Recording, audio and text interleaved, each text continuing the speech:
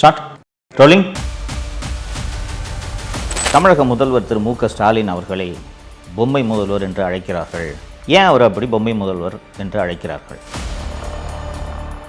சென்னை மாநகராட்சியில் துப்புரவு தொழிலாளிகள் ரிப்பன் மாளிகை வாசலில் 2000 தொழிலாளர்கள் அமர்ந்து போராட்டத்தை தொடங்கினார்கள். கண்டுக்கவே இல்லை அரசு. பெண்கள், பெரும்பாலும் பெண்கள் துப்புரவு தொழிலாளிகள். இந்த மாநகராட்சி கட்டணம் இதுக்கு உள்ளே இருக்கக்கூடிய இந்த கழிவறையை பெண்கள் பயன்படுத்தி இருந்தால் அதுக்கு கூட விட மாட்டேங்கிறாங்க.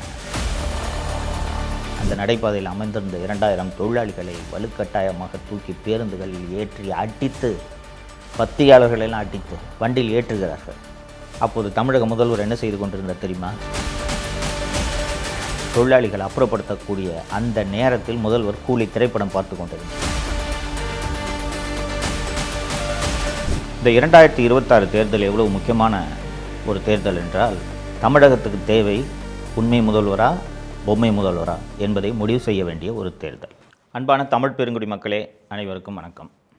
26 சட்டப்பேரவை தேர்தல் தொடர்பாக தொடர்ந்து நாம் விவாதிச்சுக்கிட்டு இருக்கோம். தீய சக்தி திமுக ஏன் மீண்டும் ஆட்சிக்கு வரக்கூடாது என்பது குறித்து பல்வேறு விஷயங்கள் குறித்து நாம் தொடர்ந்து பேசிக்கிட்டு இருக்கோம். தமிழக முதல்வர் திரு மு க ஸ்டாலின் அவர்களை பொம்மை முதல்வர் என்று அழைக்கிறார்கள் அப்படின்ட்டு நான் பலமுறை குறிப்பிட்டிருக்கேன். எதிர்க்கட்சி தலைவர் திரு பழனிசாமி உட்பட பலரும் மு க ஸ்டாலினை பொம்மை முதல்வர் என்று தொடர்ந்து அழைத்து வந்திருக்கிறார்கள், விமர்சனம் செய்கிறார்கள். ஏன் அவர் அப்படி பொம்மை முதல்வர் என்று அழைக்கிறார்கள்? இந்த 2026 தேர்தல் எவ்வளவு முக்கியமான ஒரு தேர்தல் என்றால், தமிழகத்துக்கு தேவை உண்மை முதல்வரா பொம்மை முதல்வரா என்பதை முடிவு செய்ய வேண்டிய ஒரு தேர்தல். கடந்த 5 ஆண்டுகளில் நடந்த சம்பவங்களை எல்லாம் நினைவுபடுத்தி பார்க்கணும். அந்த சம்பவங்கள் எப்படிப்பட்ட அவலமான ஆட்சியை திமுக கொடுத்து வந்திருக்கிறது, மீண்டும் அந்த அவலம் தொடர்ந்துவிடக்கூடாது என்பதை வாக்களிக்கும் தினத்தில் தமிழக வாக்காளர் பெருமக்கள் அத்தனை பேரும் நினைவில் வைக்க வேண்டும் என்பதற்காகத்தான் தொடர்ந்து பல்வேறு விஷயங்களை நாம் விவாதிச்சுக்கிட்டு இருக்கோம், இல்லைங்களா? கடந்த ஆண்டு ஆகஸ்ட் மாதம் சென்னையில் ஒரு மிக முக்கியமான ஒரு போராட்டம் நடைபெற்றது. ஒட்டுமொத்த தமிழகத்தின் கவனத்தை ஈர்த்த போராட்டம். அந்த போராட்டம் என்ன போராட்டம்னு கேட்டிங்கன்னா, சென்னை மாநகராட்சியில் பணியாற்றி வரக்கூடிய துப்புரவு தொழிலாளிகள், 2 மண்டலங்களைச் சேர்ந்த துப்புரவு தொழிலாளிகள் தனியார் மயத்தை எதிர்த்தும் பணி நிரந்தரம் கோரியும் சென்னை மாநகராட்சி கட்டிடம் இருக்கக்கூடிய அந்த ரிப்பன் மாளிகை வாசலில் 2000 தொழிலாளர்கள் அமர்ந்து போராட்டத்தை தொடங்கினார்கள். ஆகஸ்ட் 1, 2025 அன்று இந்த போராட்டம் தொடங்குகிறது. எப்படி தொடங்குதுன்னா, காலையில் எப்பவும் போல் வேலைக்கு கையெழுத்து போடுறதுக்கு அவங்க போகிறாங்க. போகும்போது, நீங்கள் நாளையிலேருந்து மாநகராட்சி ஊழியர்கள், ஒப்பந்த ஊழியர்கள் கிடையாது, நீங்கள் ராம்கி என்ற தனியார் நிறுவனத்து ஊழியர்களாக நீங்கள் மாறிவிட்டீர்கள், இனிமேல் நீங்கள் தனியார் நிறுவன ஊழியர்கள் அப்படின்னு சொன்னோன்னே, என்னங்க திடீர்னு இப்படி பண்ணிகிட்ருக்கீங்க? பணி நிரந்தரம் தொடர்பான எங்களது வழக்கு உயர்நீதிமன்றத்தில் நிலுவையில் இருக்கிறது. உயர்நீதிமன்றம் இந்த பணி நிரந்தரம் தொடர்பாக அரசும் மாநகராட்சியும் விரைவில் முடிவெடுக்க வேண்டும் என்று தீர்ப்பு அளிக்கக்கூடிய சூழ்நிலையில் இந்த போராட்டம் இருந்து கொண்டிருக்கிறது, எங்கள் நிலைமை இருந்து கொண்டிருக்கிறது.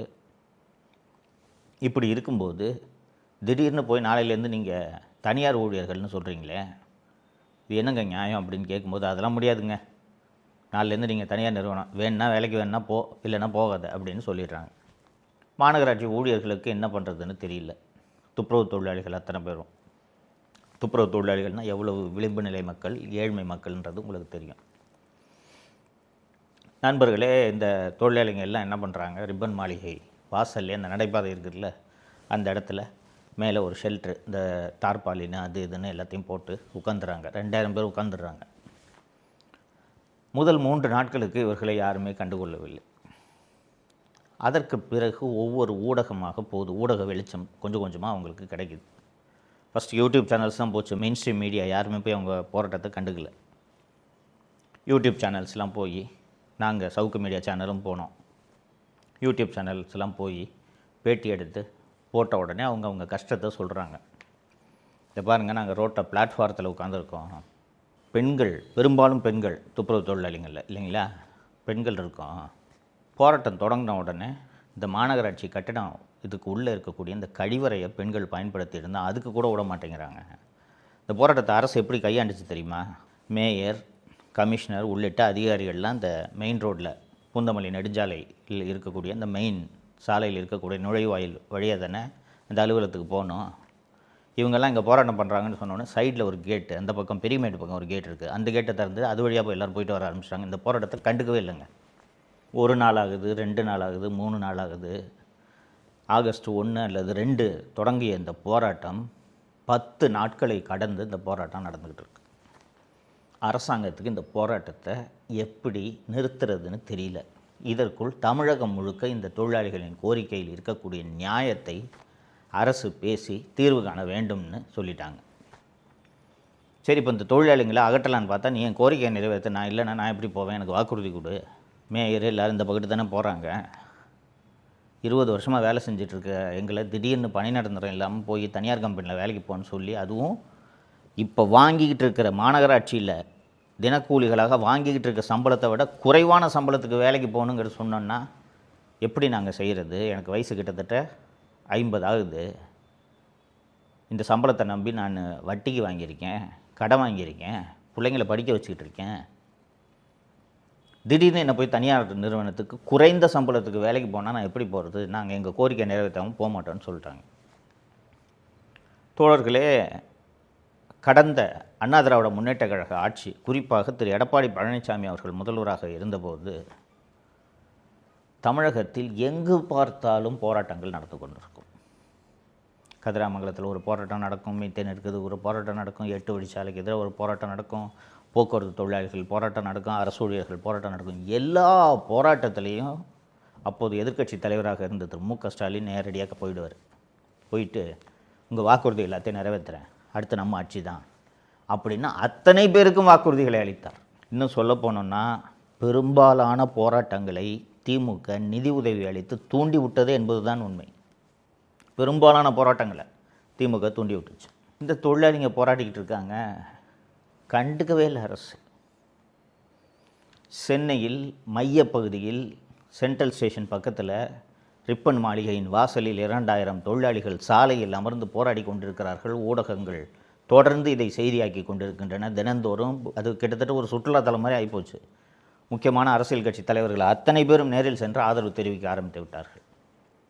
இந்த திமுக அரசு இந்த போராட்டத்தை ஒடுக்கிறதுக்கு என்ன வேலையை செய்தது என்பதை யோசித்து பார்க்க வேண்டும். நீங்கள் சேகர்பாபு தான் சென்னை மாவட்டத்துக்கு பொறுப்பான அமைச்சர், அறநிலைத்துறை மற்றும் சிஎம்டிவின் அமைச்சராக இருக்கிறார். சென்னை மாவட்டத்துக்கு அவர் தான் பொறுப்பான அமைச்சர். இந்த துறையின் அமைச்சர் நேரு, அவர் கண்டுக்கவே இல்லை. சேகர்பாபுவான் ஏரியா தானே, நீ பார்த்துக்கன்னு விட்டுட்டு போயிட்டார் அவர்.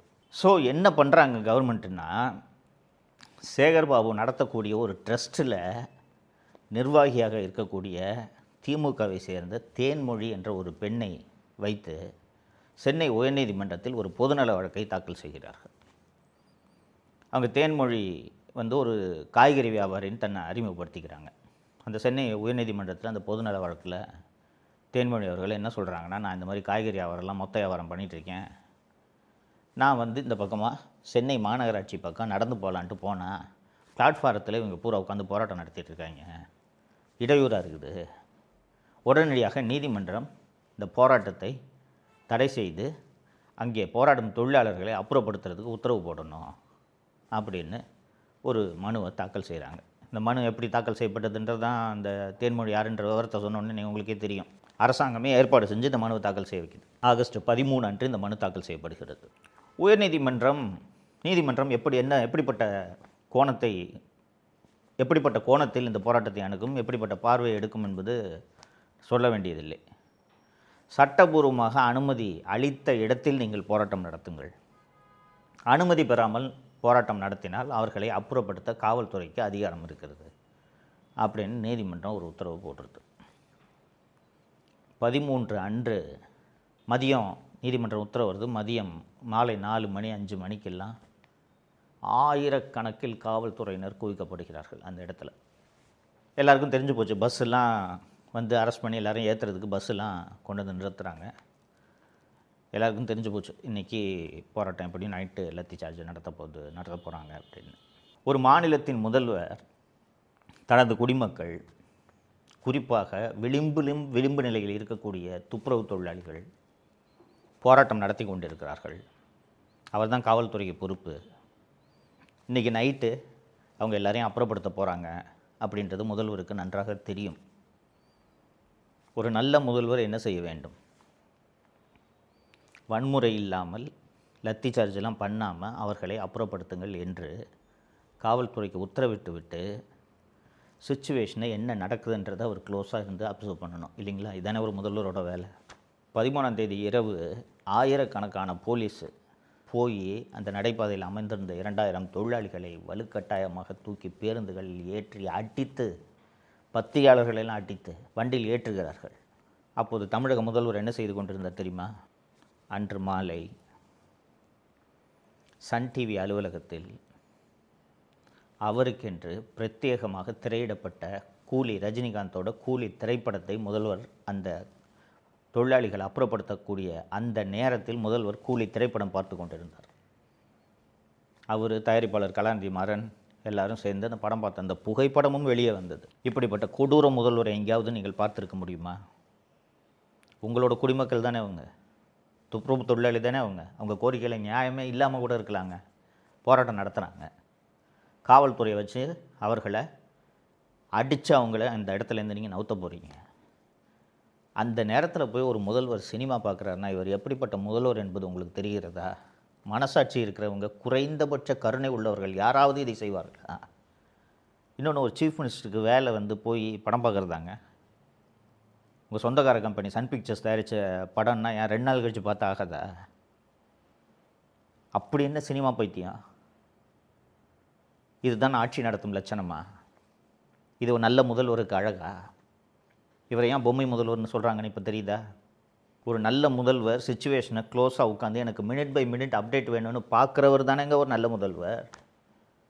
சினிமா பார்த்துட்டு அந்த சினிமாக்காரங்க கூட, இயக்குனர் கூட, தயாரிப்பாளர் கூடலாம் ஃபோட்டோ எடுத்துக்கிட்டு என்னமோ சம்மந்தமே இல்லாமல் பக்கத்து மாநிலத்தில் இந்த சம்பவம் நடக்கிறது மாதிரி வேடிக்கை பார்த்து கொண்டிருக்கக்கூடிய ஒரு முதல்வர் ஒரு முதல்வரா?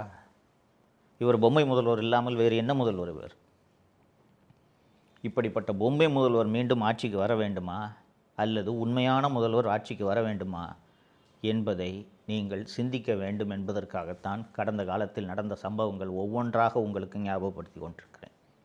தோழர்களே, இது ஒரு சாதாரண தேர்தல் இல்லை, இது ஒரு தேர்தல் தானே.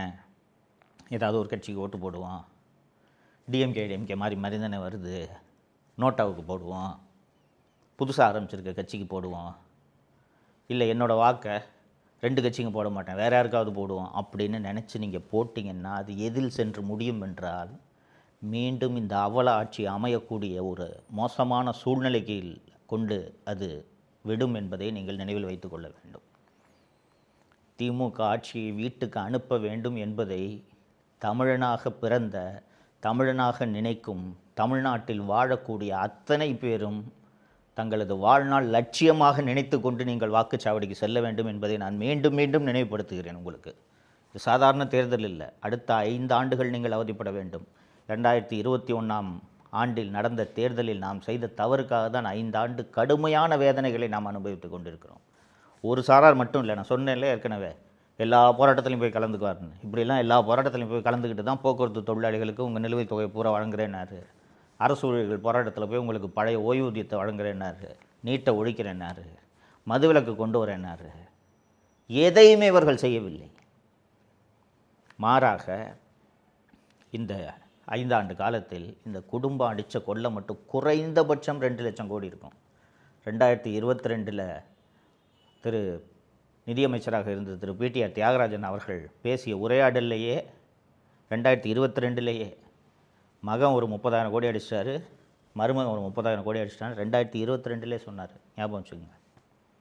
எப்படி 5 வருஷத்தில் குறைஞ்சது 2 லட்சம் கோடி அடிச்சிருப்பாங்க. மீண்டும் இந்த குடும்பம் கொள்ளையடிப்பதற்கு நீங்கள் வாக்களிக்க வேண்டுமா என்பதை யோசித்துவிட்டு மறக்காமல் வாக்களிக்க வேண்டும். இதுதான் உங்களுக்கு நான் வைக்கக்கூடிய கோரிக்கை. நன்றி. தமிழகத்தை காப்போம்.